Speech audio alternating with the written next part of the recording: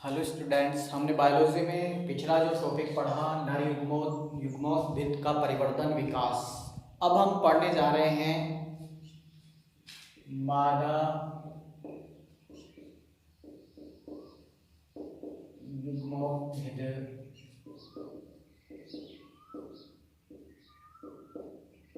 का की संरचना एवं परिवर्तन।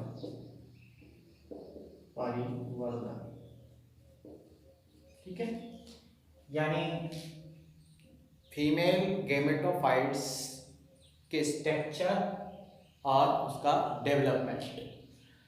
इसको पढ़ने से पहले हमारे को जो पुष्प है, आवर्त बीजी पादपों में पुष्प है, उसके सबसे भीतरी चक्र को देखना होगा। देखिए, हमने पुष्प के स्ट्रक्चर में आपको बताया था कि सबसे भीतर का जो चक्र है, आवश्यक चक्र के अंदर जो सबसे भीतर का जो चक्र है उसको हम बोलते हैं जायाम। ठीक है, इस प्रकार से सबसे भीतर का जो चक्र होता है ये भाग होता है जायाम। ठीक है, इसको मादा जननांग भी कहते हैं, मादा जननांग, यानी गाइनोसियम के नाम से जानते हैं इसको।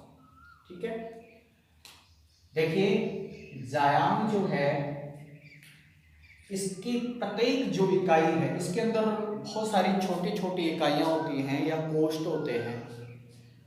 इसकी प्रत्येक इकाई को अंडक के नाम से जानते हैं। बहुत सारी छोटी छोटी इकाइयों से बना हुआ होता है ये, तो इसमें अंडक होता है।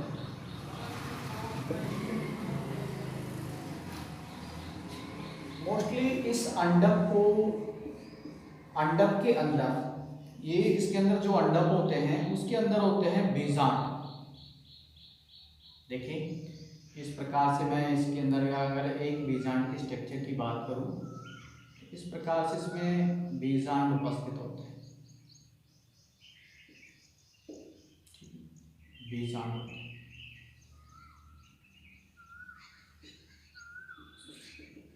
ये बीजांड होते हैं, इसको बोलते हैं बीजांड, या इसको गुरु बीजाणु धानी के नाम से भी ध्यान रहे। इसमें जो बीजांड होते हैं, अंडकों के अंदर एक से अधिक प्रकार के बीजांड होते हैं, एक से अधिक बीजांड होते हैं, उनको हम गुरु बीजाणु धानी या गुरु बीजाणु पर्ण के नाम से जानते हैं। ठीक है, अब जायाम के अगर हम भागों की बात करें तो जायाम के मोस्टली 3 भाग होते हैं। ठीक है, जायाम के 3 भाग होते हैं। ये सबसे ऊपर वाला जो भाग है, ठीक है, इसको बोलते हैं वर्तिकाग्र। ठीक है, इसको बोलते हैं वर्तिकाग्र। ठीक है, स्टिग्मा। देखिए, स्टिग्मा की बात करें तो ये परागण के समय पराग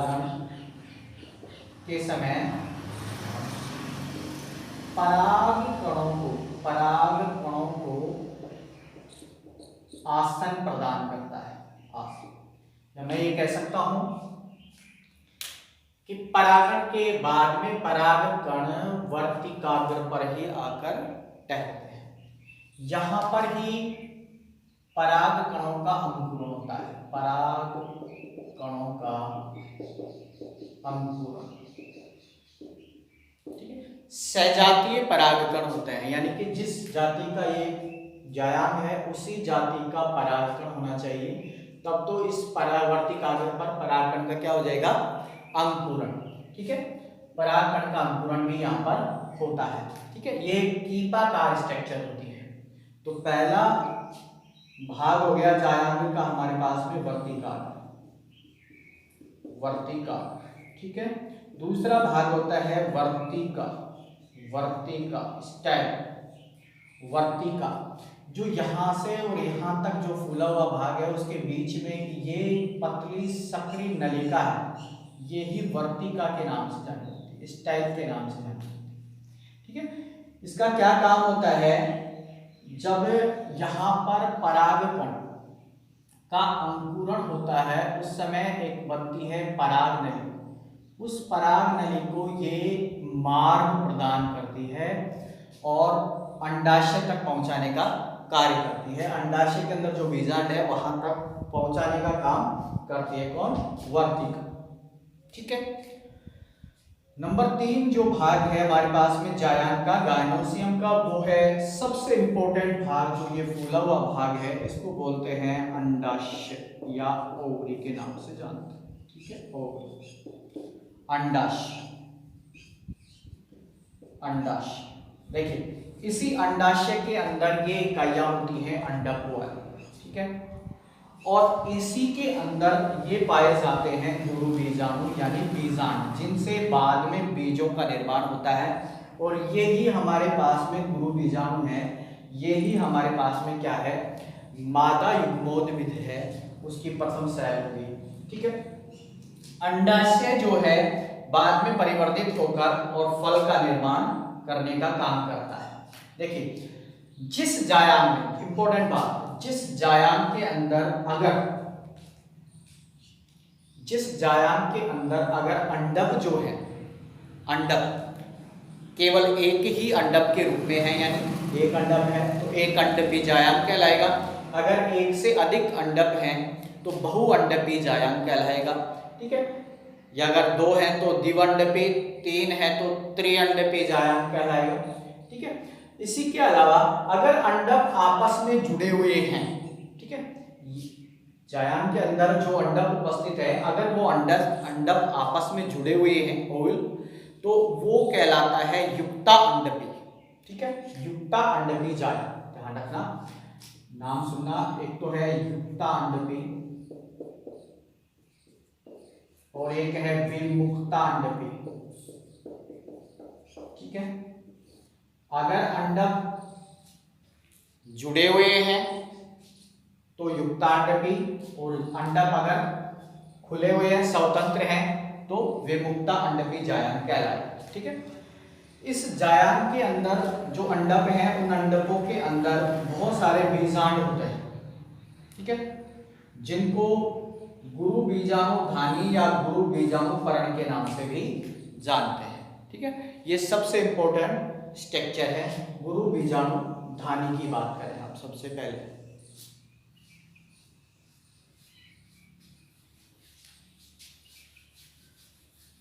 देखिएगा, गुरु बीजाणु धानी यानी बीजांड की संरचना, इसको मादा युग्मोद्भिद की प्रथम सेल के नाम से भी हम जानते हैं।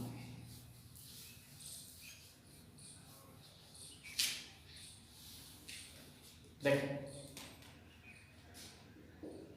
बीजांड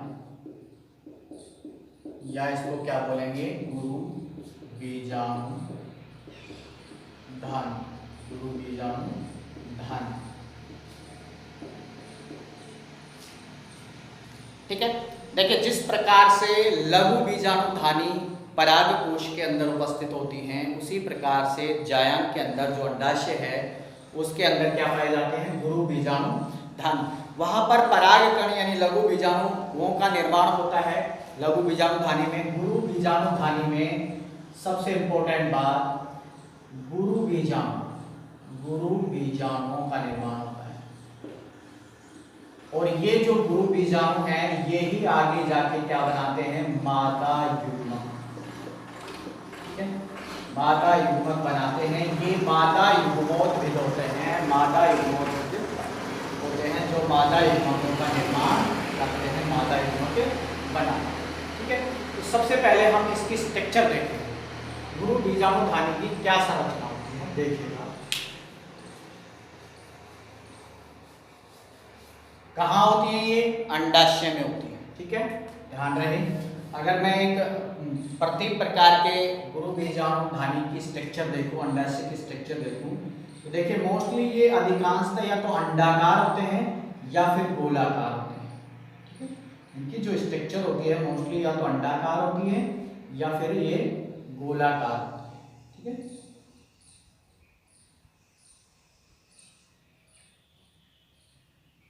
या तो यह अंडाकार होते हैं या फिर ये गोलाकार होते हैं।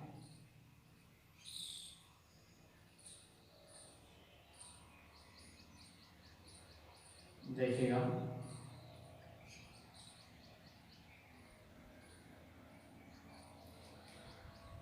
ये मोस्टली भार का जो इसका जो आवरण है, बीजांड का जो आवरण होता है, इसको बीजांड आवरण या अध्यावरण के नाम से जानते हैं। इसको बोलते हैं अध्यावरण, अध्यावरण। और बीजांड में जो अध्यावरण है वो एक स्तरीय भी होता है और द्विस्तरीय भी हो सकता है, ठीक है। यानी कुछ बीजांड के अंदर क्या होता है, केवल एक ही आवरण होता है, कुछ में दो आवरण पाए जाते हैं, ठीक है। तो जो बाहर का जो आवरण है उसको तो हम बोलेंगे, यानी ये दो प्रकार का अध्यावरण होता है। एक तो इसके अंदर होता है बाह्य अध्यावरण, अध्यावरण, और एक होता है इसके अंदर आंतरिक अध्यावरण, आंतरिक अध्यावरण, अध्यावरण, ठीक है। एक बाह्य अध्यावरण और एक आंतरिक अध्यावरण होता है, ठीक है। देखिए, कुछ भाग इसका ऐसा होता है जिस पर ये अध्यावरण अनुपस्थित होता है, जैसे ये भाग है इसका, इस पर अध्यावरण नहीं है, ठीक है। तो इस भाग को कहते हैं बीजांड द्वार, बीजांड द्वार के नाम से जानते हैं। इस भाग को बीजांड द्वार के नाम से जानते हैं। एक बात देखिए, बीज जो होता है, बीजांड से परिवर्तन से बीज बनेगा, तो जो बीज होता है, बीज को जब हम पानी के अंदर भिगोते हैं तो बीज के अंदर पानी जो प्रविष्ट होता है और वो फूलता है बीज, तो पानी हमेशा, या जल है जो हमेशा इस बीजांड द्वार की ओर से ही अंदर प्रवेश करता है। नंबर एक। दूसरी बात, जब पराग नली नर युग्मकों को मादा युग्मोद्भिद तक लेकर आती है, अंदर तक लेकर आती है, ठीक है, तो वो इसी भाग से प्रवेश करती है, ठीक है।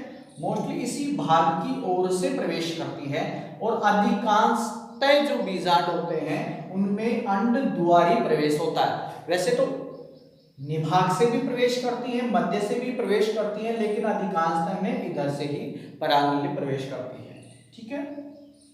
देखिए, ये जो भाग है, जो अंडाशय या अंडक के परिधि से या अंडक की सतह से जुड़ा हुआ होता है, एक डंठल नुमा भाग होता है जो बीजांड और जो अंडक है उसकी सतह से ये जुड़ी हुई होती है, ये तंतु नुमा संरचना, इसको बोलते हैं हम बीजांड व्रंत, बीजांड व्रंत बोलते हैं, ठीक है। बीजांड व्रंत के नाम से जानते हैं इसको हम, जो है प्लेसेंटा, बीजांड का प्लेसेंटा भी कह सकते हैं, क्योंकि इसी के माध्यम से अंडक से जो पोषक पदार्थ हैं वो इसके अंदर प्रविष्ट होते हैं, गमन करते हैं, ठीक है। ये भाग देखिए, ये बीजांड व्रंत जिस भाग से जुड़ा होता है, जिस भाग से संयुक्त होता है, बीज के जिस भाग से, बीजांड के जिस भाग से जुड़ा हुआ होगा उस भाग को कहते हैं हाइलम, ठीक है। उसको हाइलम या नाभिका का नाम देते हैं, नाभिका, ठीक है। आपने देखा होगा, चने का बीज देखा होगा, जब उसको अगर हम देखते हैं, भिगोते हैं, तो एक छोटा सा बिंदु स्पॉट दिखता है, छिद्र नुमा स्ट्रक्चर दिखती है, जहां पर वो जुड़ा हुआ होता है, उसका तंतु जुड़ा हुआ होता है, उसको बोलते हैं हाइलम, ठीक है। और इसी के पास से एक छोटा सा भाग उभरा हुआ होता है, ठीक है। इसी के पास जहां पर बीजांड व्रंत जुड़ता है, ठीक है, बीजांड से, उस स्थान को तो क्या कहते हैं, हाइलम, नाभिका। और उसी के पास में एक छोटा सा उभरा हुआ स्थान होता है या क्षेत्र बनता है, उसको रेफी के नाम से जानते हैं। किसके नाम से जानते हैं? रेफी के नाम से जानते हैं, ठीक है। तो ये दो इसके अंदर एक कंसेप्ट स्ट्रक्चर्स हैं, उनको भी आपको ध्यान रखना है, ठीक है। अगर अब हम बात करें आगे, तो इसका जो ये अंदर का जो भाग है इसको बोलते हैं बीजांड काय। क्या बोलते हैं इसको? बीजांड काय कहते हैं, ठीक है। इसकी बॉडी है बीजांड काय, ठीक है।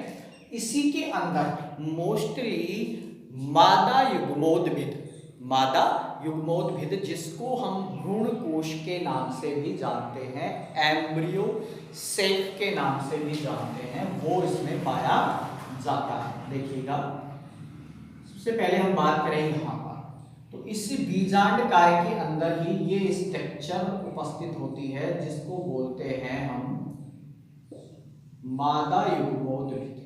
ठीक है, क्या बोलते हैं इसको? मादा युग्मोत भित्ति बोलते हैं। ठीक है, मादा युग्मोत भित्ति बोलते हैं। ये है हमारे पास में मादा युग्मोत भित्ति। ठीक है, इसी को बोलते हैं भ्रूण कोश। भ्रूण कोश नहीं, भ्रूण कोश, एम्ब्रियो सेक। ठीक है, इसकी स्ट्रक्चर अगर आगे हम देखेंगे, इसकी कंप्लीट स्ट्रक्चर के बारे में अध्ययन भी करेंगे अभी आगे। ठीक है, ये मोस्टली स्ट्रक्चर होती है, वो होती है 7 कोशिकीय एवं 8 केंद्रीय।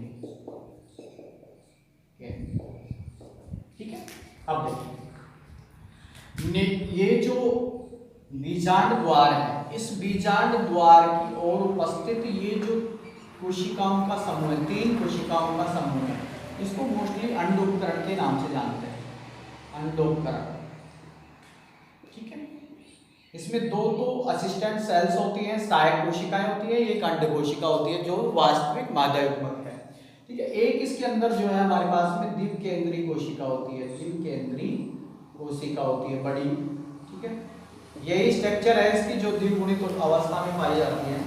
बाकी देखिए, जिस भाग की ओर बीजांड वृत्त जुड़ा हुआ होता है, जिस भाग की ओर बीजांड के जिस भाग की ओर बीजांड वृत्त जुड़ा हुआ होता है, इस भाग को कहते हैं हम निभाग। क्या कहते हैं इसको? निभाग, या इसको हम चैलेजा के नाम से भी जानते हैं। ठीक है, चैलेजा। ठीक है, इस चैलेजा वाले भाग की ओर जो भ्रूण कोश में कोशिकाएं होती हैं, उनको बोलते हैं हम प्रतिमुखी कोशिकाएं। क्या बोलते हैं इसको? प्रतिमुखी कोशिकाएं कहते हैं, कोशिका। ठीक है, यानी एंटीपोडल सेल्स बोलते हैं इनको, एंटीपोडल सेल्स बोलते हैं। ठीक है, ये तो बीजांड की या गुरु बीजाणु धानी की स्ट्रक्चर होगी जिसके अंदर क्या है? मादा युग्मोत भित्ति। अब देखिए बेटा, इसके डेवलपमेंट की बात करें तो वही जो गुरु बीजाणु धानी का डेवलपमेंट होता है, परिवर्धन होता है, विकास होता है, उसी प्रकार से इसका होता है। देखिए, इस अध्यावरण से प्रारंभ के अंदर जब इस गुरु बीजाणु धानी का निर्माण होता है, बीजांड का निर्माण होता है, तो प्रारंभ के अंदर इस अध्यावरण से कुछ समरूपी, ठीक है, और सघन जीव द्रव्य वाली, सघन जीव द्रव्य वाली सेल्स का समूह होता है, एक जैसी कोशिकाओं का समूह होता है, जिसमें जो अध्यस्थ त्वचा है, ठीक है, हाइपोडर्मल से जो है परत है, उस हाइपोडर्मल परत के अंदर कुछ ऐसी सेल्स होती हैं जिनका आकार अन्य कोशिकाओं से, आकार एवं जीव द्रव्य, देखिए आकार तो इनका क्या होता है? बड़ा, और जीव द्रव्य क्या होता है? इनका सघन होता है। ठीक है, इनको प्रपशुतक कोशिकाएं कहते हैं। वहां प्रपशु कोशिका थी, प्रपशुतक कोशिका। ठीक है, प्रपशुतक कोशिका, या हम इनको कह सकते हैं आर्की स्पोरियल सेल्स, आर्की स्पोरियल सेल्स। ठीक है, ये जो आर्की स्पोरियल सेल्स होती हैं इसमें, ठीक है, जिस प्रकार से हमने लघु बीजाणु में पढ़ा था, आप उस वीडियो को देखना। ठीक है, तो ये आर्की स्पोरियल सेल्स हैं, ये सबसे पहले इसके अंदर क्या होता है? विभाजन होता है, और मोस्टली ये सेल है, ये 2 प्रकार की कोशिकाएं बनाती हैं। एक तो प्राथमिक गुरु बीजाणु भित्तिक सेल, और एक बनाती है जो है हमारे पास में गुरु बीजाणु मात्र कोशिका के निर्माण के लिए, यानी ये कोशिका यहां लिख देता हूं, 2 प्रकार की सेल बनाती है, प्राथमिक गुरु बीजाणु भित्तीय कोशिका, भित्तीय सेल, और दूसरी बनती है हमारे पास में यहां प्राथमिक गुरु बीजाणु जन सेल, सॉरी, गुरु बीजाणु जन सेल।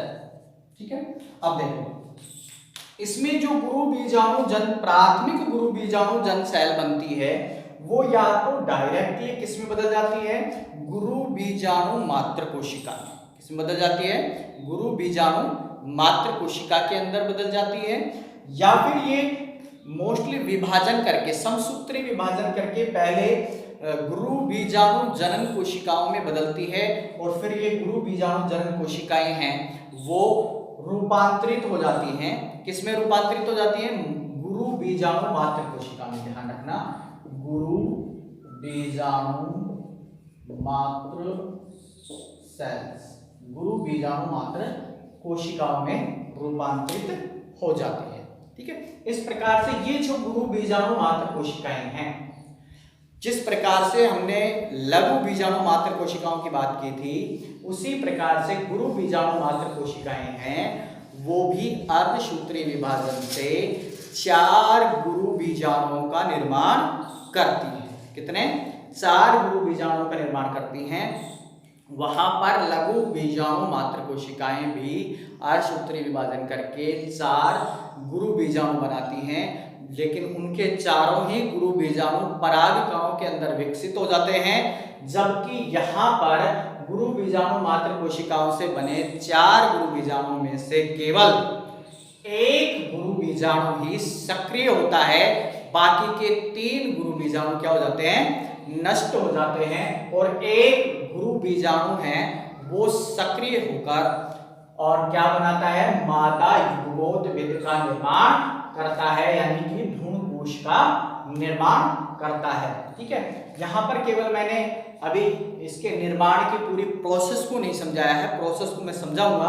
यहाँ पर केवल मैंने इस गुरु बीजाणु धानी यानी बीजांड के स्ट्रक्चर, जिसके अंदर क्या बनता है, मादा युग्मोद्भिद का निर्माण होता है, भ्रूण कोश का निर्माण होता है, उसकी स्ट्रक्चर समझिए केवल। ठीक है, इसकी संरचना को हमने समझा है। अब हम नेक्स्ट वीडियो के अंदर बीजांड यानी गुरु बीजाणु धानी है, इसके कितने प्रकार होते हैं, कितने प्रकार के बीजांड प्लांट्स के अंदर पाए जाते हैं, आवर्तबीजी पादपों में कितने प्रकार के बीजांड उपस्थित होते हैं, उनके बारे में हम चर्चा करेंगे। ठीक है, वीडियो को लाइक करें, शेयर करें और चैनल को सब्सक्राइब करें। धन्यवाद।